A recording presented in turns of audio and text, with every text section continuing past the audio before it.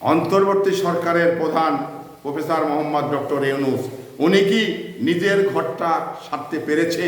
নিজের ঘরের ভিতরেই মানে ঘুনে খেয়ে জরাজীর্ণ করে ফেলছেন, অথচ বাইরে মানে দুর্নীতি দমন করছেন, বাইরে মানে কাজগুলো করছেন, অথচ উনি কিন্তু নিজের ঘরটি দেখতে পারেননি, দেখেননি। আজকে এই যে আপনার নাহিদ বা আপনার আসিফ ভূঁইয়া এবং মাহফুজ আলম, এরা এত দুর্নীতি করেছেন, এত দুর্নীতি করে যাচ্ছেন, তারপরে প্রফেসর মোহাম্মদ ইউনূস উনি কি দেখতে পেয়েছেন? ওনাকে আগে ঘরটা দেখতে হবে।